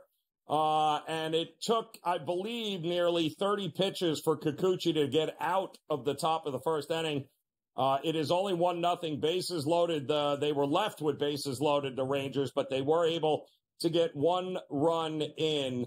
1-0 Rangers there in the bottom of the first. So we've got 1 run in with the Red Sox. Go figure. They do have a 1-0 lead. They are out of the bottom of the first, heading to the top of the second. Couple of more games getting ready to get underway. Cubs, Royals. We've talked about this game last hour with our good friends Adam Kaufman and George Kurtz. Both were big on the Royals. George loved the Royals team total over 4.5. And Adam loved them not only in the first 5, but in the full game as well. Brady Singer on the mound for Kansas City. Kyle Hendricks on the mound for the Cubs. And I think that is where the love for the Royals comes in. As we all know, the Cubs have a hard time scoring runs here.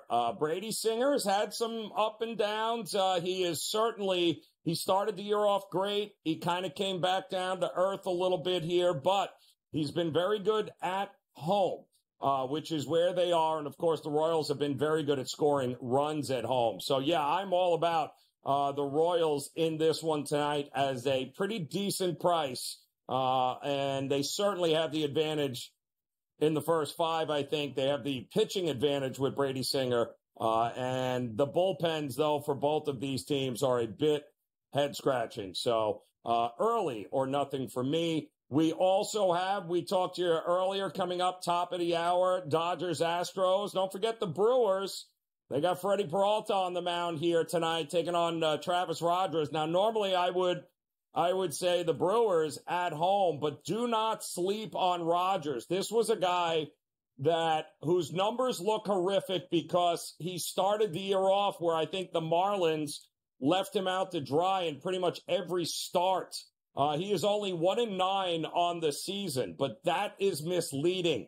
This guy has been absolutely lights out, pitching to his potential over the last month and a half. So I wouldn't sleep on the feisty Marlins here, and don't just give the win to Freddie Peralta and the Brewers. I think they're going to have their hands full, and I think an under might not be a bad look in that one. We also have, speaking of unders, the Mariners and White Sox are going to do battle with Kirby and Thorpe.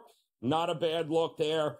And the Cardinals at home taking on the Nats with Sonny Gray and Mackenzie Gore. Seems to be a big love fest for a no run in the first inning in this one. Sonny Gray, the lefty, has been great. The Nats can't hit lefties at all. That's a great no run in the first inning opportunity if that is the direction you're willing to go. Late night baseball will include the Rockies, Giants. It will also include Arizona sending Zach Gallen taking on Pittsburgh, and everyone's favorite series, the Athletics and the Angels. We'll talk about them all when Game Time Decisions continues here on the Grid.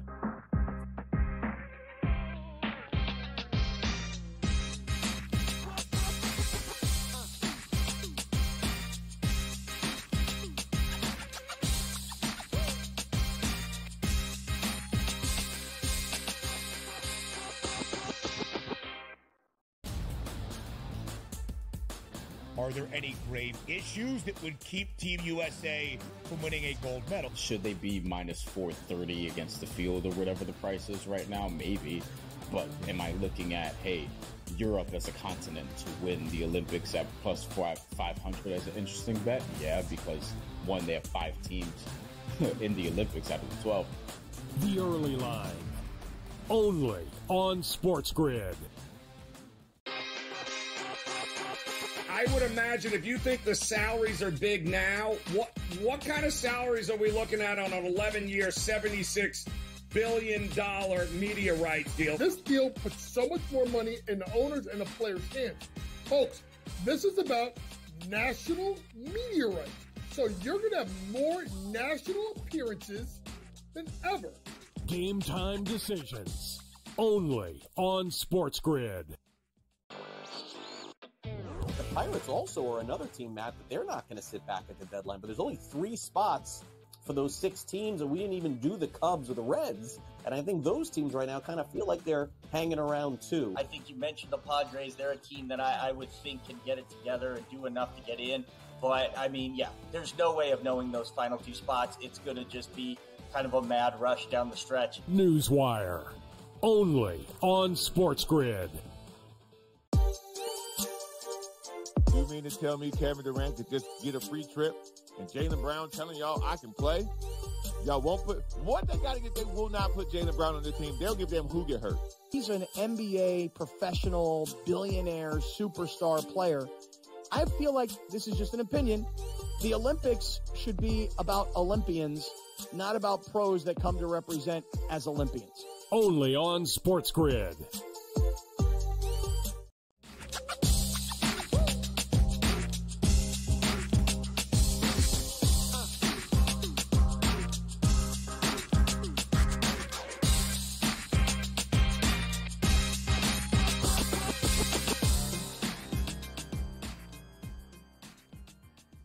All right, welcome back in here. Game Time Decisions, off and running on this final Friday of July. I'm Joe Raineri. Appreciate you stopping by. Loaded card tonight, Major League Baseball. Plenty of great games already underway. We've got a trade deadline almost upon us on Tuesday, July 30th, which means we've got just a couple of more days before teams can decide how they want to stack their roster to make a postseason run. We've seen a few trades already, and no doubt there is a man keeping his finger on the pulse of all of this in between watching Olympic judo. That would be Scotty Wetzel getting ready to take over here top of the hour on In-Game Live Primetime. And Scotty, I know you're looking so forward to the Olympics here, but the trade deadline has been interesting so far here. I think Tampa has kind of let everyone know they have absolutely no interest in really making a run at anything. But Orioles, Phillies, are there big names still to come, do you think? Or is this just going to land on deaf ears and be a total flop of anticipation? You know, there's so many teams, Joe, that mathematically are realistically in the wild card races. But as you saw with Tampa Bay, which I think is only 4.5 out, clearly they realize they're not any good. I mean, I think, listen, they had a great little run, Tampa Bay. They really did. But I get the sense that Tampa Bay is going to be going back to the Tampa Bay Devil Dogs. I mean, you trade away your best arguably player. You trade away one of your better pitchers for sure, all because he's making, $18 million next year, which nowadays is chump change. I mean, that team really seems to be dismantling everything, right? So, and any thought of people saying, you hear this all the time, it's like, that's the old days. Oh, they're not going to trade this guy to this team, not in the same division. They won't do that. You know what? They'll trade anybody to anybody. They don't care about that. So, yeah, I'm surprised. The Rosarina deal was a surprising one. I'm really surprised the Dodgers, started it off really yesterday by trading away Paxton to the Red Sox. I mean, the guys went 8-2, and his ERA is around 5. I get that, but they're 12-4 in his starts, Joe. With all the struggles the Dodgers have had pitching, and every injury on top of injury on top of injury, and you got a guy who's a solid number 4 or 5 guy. I mean, you win, 3/4 of his games, and you want to trade him away for next to nothing. That was the most surprising one so far to me yesterday. Yeah, and it just happened early. I mean, they kind of designated him because really they had to make room for everyone coming off the IL, which is great. Let's just hope they stay off there because he certainly served his purpose there. But now, like you said, back to a very familiar place with the Red Sox. The big move right off the bat was with Seattle, which kind of feels, and tell me if I'm wrong here, Scotty, Seattle feels like they just got Arozarena and threw him on the deck of the Titanic to rearrange the chairs. I mean, call me crazy. I'm not buying it here, but at least they're doing something finally here, right, Seattle? Yeah, at least they're going to try, right? I mean, the last 2 years, they traded away their best closers. So at least now they're, if you remember those deals that they made. So at least now they're actually adding on pieces that theoretically could help them. So, and that's what we'll begin with the picks, if you want. I'm going to go with Seattle tonight, Joe. You know, at minus 165. The White Sox are just so bad. And, you know, if you want to, you can come up with reason. I got a weird one for you here. I'll throw you in a second about the White Sox. But you can come up with different reasons why not to bet against the White Sox, you know, because the numbers is generally so high. But this is a modest one. I know Seattle struggled. They lost 8 of 9, but this is kind of their moment of truth. They got to do something here. They made some trades. I think that's got to give a jolt to the locker room. So I'm going to lay the minus 165. White Sox have lost 10 in a row. But I will tell you this, as goofy and as bad as the White Sox are, Joe, that they can do something and say something that not a lot of teams can do, in that they actually have 3 starters in their starting rotation that either have winning records or 1 game under. And that's Crochet, who's 8-9 or 7-8 or 6-7. He's 1 game under. But otherwise, Feedy's over 500. The kid pitching tonight's over 500. And then, you know, Crochet, who's considered their best pitcher, is 1 game under 500. I don't know how that is, you know, for a team that's 51 games literally on under 500. But they got 3 guys in their rotation that are actually halfway decent somehow or another. Yeah, kind of crazy. In fact, one of the teams that is being reported heavily looking to get Eric Fedde from the White Sox is the Cardinals. They're at home tonight taking on the Nats. Gore against Sonny Gray. Feels like a good no run in the first inning type game here, but how are you approaching this one?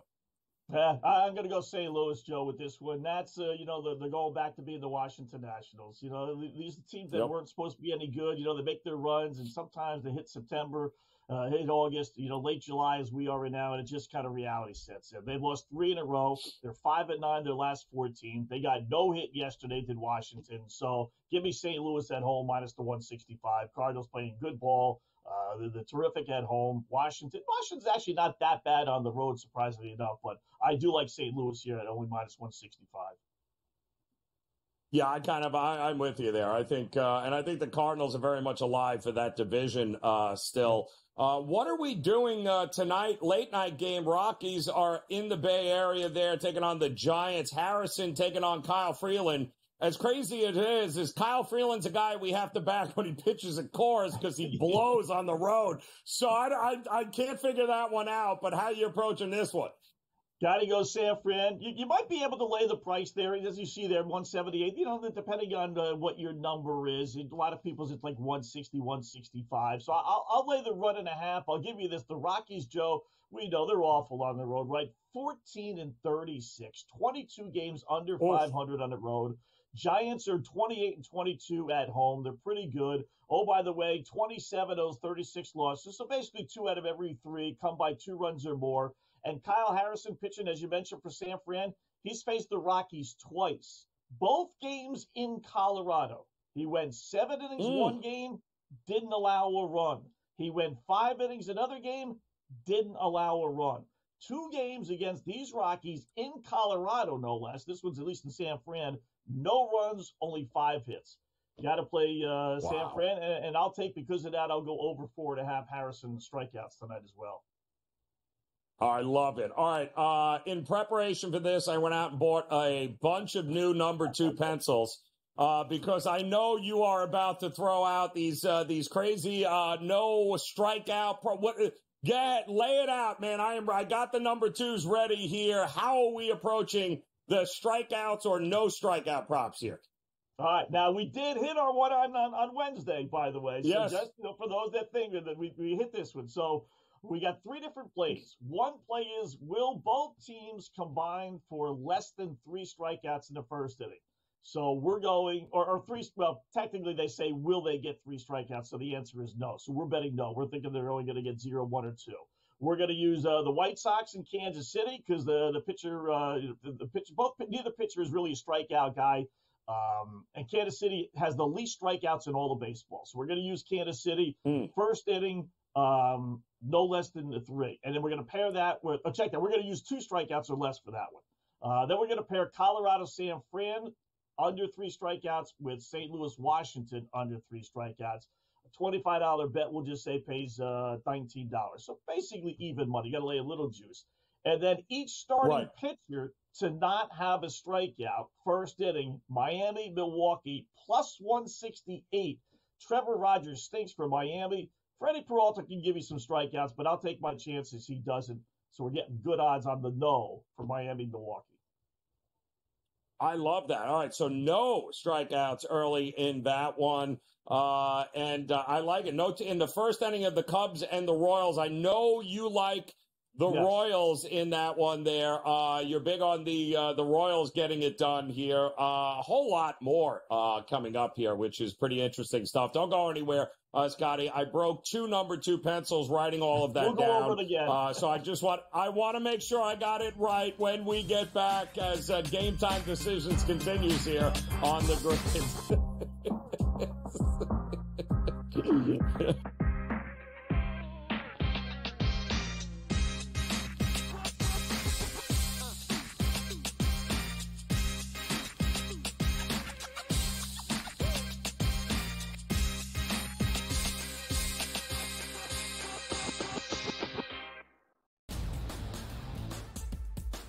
Are there any grave issues that would keep Team USA from winning a gold medal? Should they be minus 430 against the field or whatever the price is right now? Maybe.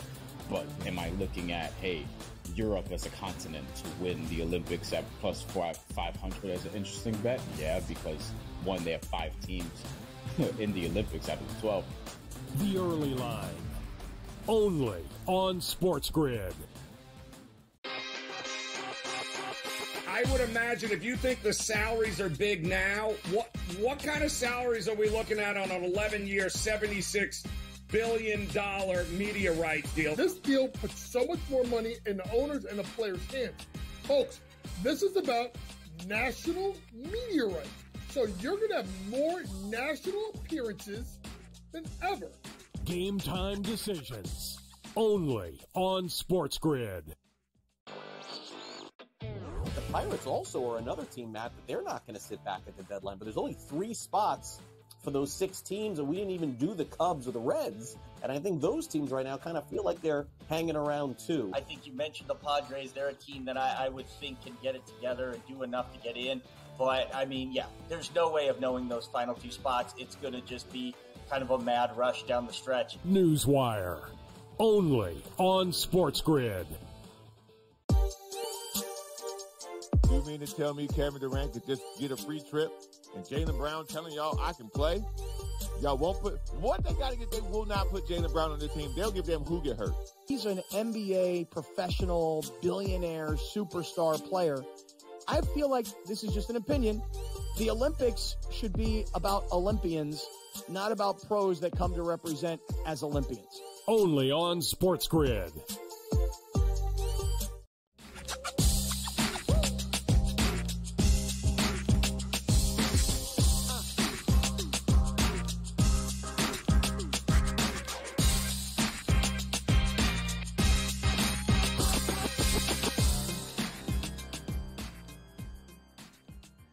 All right, welcome back in here. Game Time Decisions here on the SportsGrid Network. Joe Raineri, joined by Scotty Wetzel before he takes over here top of the hour. In-game live prime time coming your way. Plenty of Major League Baseball right now. We do have the Guardians up still 1-0 over the Phillies. The Twins are pouring it on 6-2 right now over the Tigers. We still have a 2-2 game between the Reds and the Rays. Padres down 1-0 against the Orioles. The Braves hit a 2-run shot. Looks like they're up 2-0 And I believe Kodai Senga back for the Mets. Boy, that worked out well. Thanks for the meatball there. 3-1, the Blue Jays came back and absolutely hammered Heaney in the first inning here, but 3-1 in that game, and the Yankees and Red Sox at 1 apiece. Coming up at the top of the hour, talk to me about the Singer / Hendricks battle between the Royals and the Cubs, Scotty. I like the Royals early. I don't know that I trust either bullpen here, but how are you going to approach this one? Yeah, right. I like Kansas City. This is a strange line, right? This thing opened up around 160. Then I saw it this morning when I looked at the lines last night. That made sense to me. Then I saw it at 155. Okay, that makes sense to me. I saw it drop to low as minus 144 in some places. Now FanDuel anyway has it back up to 152, but that's still a small. I don't get that. I mean, Kansas City's got the second best home record in baseball. Believe it or not, 15 games over 500, 35-20. They got a halfway decent pitcher in Singer on the hill. Meanwhile, the Cubs counter with 2-8 Kyle Hendricks. He's winless on the road. His ERA is over 7 on the road. He's only 2-8 anyway, so it's not like he's great even at home. I don't get why Kansas City is such a small price at home. I'll bite though. I like the Royals a lot here, laying a modest 155 or so, depending on where you do your shopping. I don't hate that at all here. Were you leaning one way or the other with the Dodgers and the Astros, which appears to be the game a lot of people are zoning in on here? And I don't blame them. I think it's actually going to be a great litmus test for both these teams. Scotty, I mean, Framber is going to be on the mound. Gavin Stone's going to go for the Dodgers. I feel like you got to give the Astros the edge being at home, but I don't get the total at 8.5. I don't think this is going to be runs, and more runs. I think this is going to be much more competitive here. Were you leaning one way or the other? Yeah, it's very telling, Joe, isn't it? That when you say 8.5, you're surprised that it's that high, right? I mean, that's how less, the runs have just died, and then they've just completely dried up. It's amazing. They were going fast and frenzied before the All-Star break, and then the All-Star break hit, and boy, we can't buy runs. It's amazing. So Houston's a monster under team. All right, 57, 41, 4. That's 16 game, one of the worst over teams in baseball. They just don't score. So I agree. Dodgers playing well, 6-1. Really a toss-up game. Is it a World Series preview? If anything, I'd probably lean towards Houston just because they're at home. Remember they got off to that awful home start, but they really turned it around. They're actually pretty good at home now, 28-21. So I would take a small play on Houston. But this is a good game to kind of let somebody score first, and then I'll go in the other direction just to get the better odds. Great point. Yep, great point. I like that. I wouldn't be opposed to laying the 1.5 with Houston at home either at plus 160, 165. If they win, they're probably going to win by more than 1 run there. How about your Miami Dolphins, Scotty? Is the party tomorrow that Tua is now your franchise quarterback for sure? I mean, he got all this money. He is the guy. And we are less than a week away from the Hall of Fame game, which means Thursdays will not be the same from this point on. What do you think about Tua getting paid in Miami here? The only consolation, not that it really matters as a fan, but is that they didn't make him like the highest paid quarterback in NFL history. I'm sure he was asking for, right? I mean, a year ago, we were wondering if this guy could spell cat if he spotted the C and a T, right? Now, all of a sudden, they're giving him $45 million a year, or whatever it turns out at $50 million, 4 years, $212 million. But by the way, it was 0.1, they couldn't just give him the $212 million for whatever reason. They had to argue over the $53.1 million. I guess that was the sticking point. He's not any good, Joe. He just, as a Dolphin fan, I was telling the producers, you have to watch the game because I can see people say, "What are you talking? He's not any good, right? He led the NFL in passing yards last year. He's not any good." But you got to watch the games. They don't beat the good teams. They pile up the yards and the stats against the lousy teams. I mean, he's awful. Not only doesn't he beat, he's awful. Like 2-10 against winning teams on the road. He just doesn't get the job done. And I think it is his fault. I'm not in love with the head coach either, but, he's got great weapons. They should be a lot better than what they are. So I'm not happy. I figured it was coming. You know, what's going to happen when he goes out with a concussion? And, you know, and now what? We got $51 million locked into a guy for 4 more years, and you're stuck with it. So I wouldn't have done it. I wouldn't have. I've been screaming, and there's been a lot of guys down here in South Florida, Scotty, that follow the team, been screaming. Just look at the numbers. Let's go last year. 1-5 against playoff teams in the regular season last year. And then, of course, we all know what happened there in the playoff there. And so if the temperature drops below 40, you're screwed if you got to go on the road. But in his career, this wasn't a one-off. He's 6-14 against playoff teams, Scott. So your point is they better win the games they're supposed to win, because the back half of this schedule is absolutely brutal. The only chance I give the Dolphins is if they run the table and get home field advantage throughout the playoffs. Then I give them a chance. Outside of that, how's he going to win a game in Kansas City or Baltimore in January? Hey, listen, they couldn't beat Kansas City over in Europe in perfect conditions in the regular season. And look, they're not getting outscored 35-30. They couldn't score. I mean, 2-13 straight up as a road underdog of the Dolphins with Tua. 5-14 straight up against winning teams. I mean, it's just every stat you come up with, Joe, says the same thing. They're just not on that elite level. And now you're the quarterback. You're responsible for that. Yeah, well, that's and you made your bed because this was the only choice you have and had, and that's because the previous regime didn't want him. The upper office wanted him, so congratulations. He's all yours, Scotty. Enjoy the night, man. Coming up top of the hour, Game Time Decision. Get ready for football. It'll be here before you know it.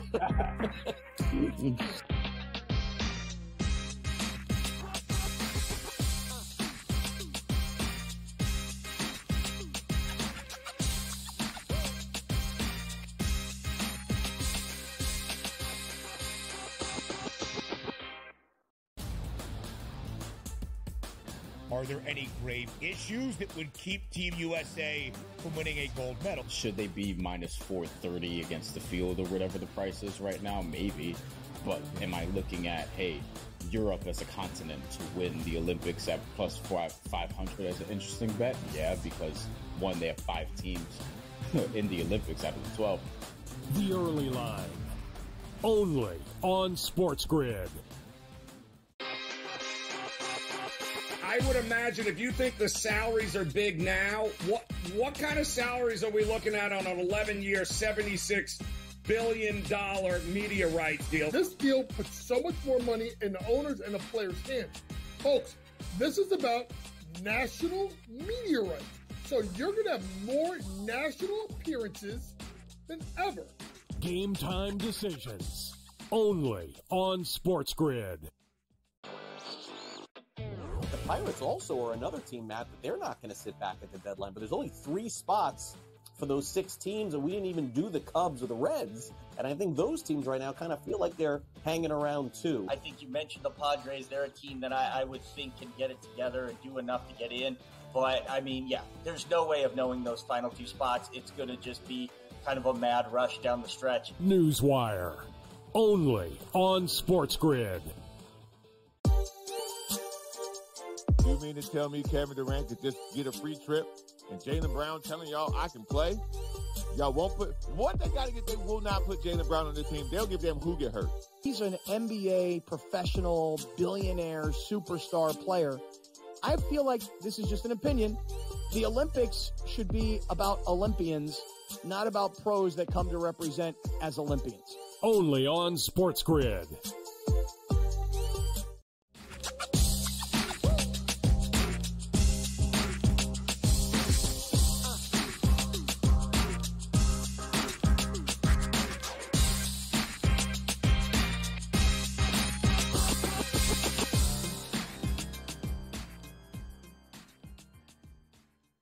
All right, welcome back as we look to close out this edition of Game Time Decisions, the final Friday edition here of July 2024. Get ready, though, much more still to come here, including in-game live prime time in just a couple of minutes. They will keep you posted on everything that's happening in Major League Baseball. It's going to be a loaded weekend of not just baseball, but the Olympics kicking off here. The opening ceremonies were tonight. And, of course, overnight, get ready. Plenty of action a lot of, shall we say, a lot of the NBC networks and coverage throughout. You'll have it all week long here, actually over the next 3 weeks until the closing ceremonies here.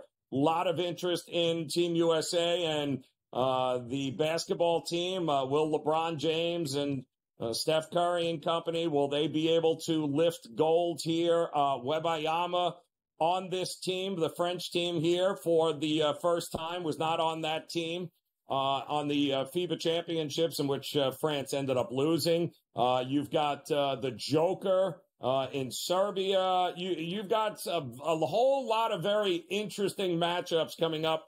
If you're an NBA fan, I know no doubt you'll be watching what's happening here with Team USA. You've got plenty of golf, too. Get ready for that, both men's and women, of course. You can see Rory, if he remembers to show up at a pretty decent price. Ludwig Aberg, the young phenom, he, too, will be representative. U.S. got a really good chance with Scheffler and Schauffele, two of the best in the games. Korda also for the Americans there on the women's side. Don't forget the tennis, Coco Gauff, also going to be a huge favorite in a lot of spots here to try to get Olympic gold. Also, you got the women's soccer team also to get gold there. We're looking at Spain and Team USA on the women's side, France, Germany. There are a lot of opportunities here to back in this first upcoming weekend. If you like to dabble, there are some great prop markets to make the Olympics that much more fun if you're looking forward to it. I know there were a couple of props that we were talking about throughout the week. You can even see total gold medals. In fact, just on Saturday, right, coming up tomorrow, whether for Team USA, 2.5 is the number, and you can see it's juiced all the way to the under at -250, over plus 165. And we were looking and we're saying, all right, what kind of medals have been given out in the first day on Saturday? Well, there's a ton. And when you look at diving, any of the diving and swimming and those types of events, man, there's a million medals that can be given out here each and every day. So at plus money, why not? Pretty good shot that the USA walks away tomorrow with more than 2.5 gold medals. That would be something else at a really, really good price. So we will have coverage for you on the Olympics all throughout over the next 2 weeks to 3 weeks, keeping you posted on everything. Also, don't forget, Hall of Fame game right around the corner here, which means the NFL is back. It will be front and center, and our coverage will be rolling out here as we get ready for another football season, not just in the NFL, but in college, because college football will be here over in Ireland to open up the season once again in just 3 weeks. Buckle up. It's getting ready. Football is almost back. But before we do that, we got a postseason in Major League Baseball as well. We got to crown a World Series champion. Will it be the Texas Rangers again? Will it be another wild card team that runs the table?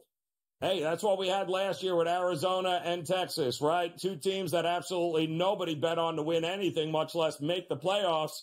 Or will it be chalk this year? Will it be the Dodgers or the Phillies taking on Baltimore or the Yankees? Or will there be a dark horse, including the Houston Astros at 14-1? Much to be decided here, including this Astros and Dodgers, a possible repeat of the World Series from years ago. They're getting ready here, just a few minutes away from the opening pitch in that interleague series.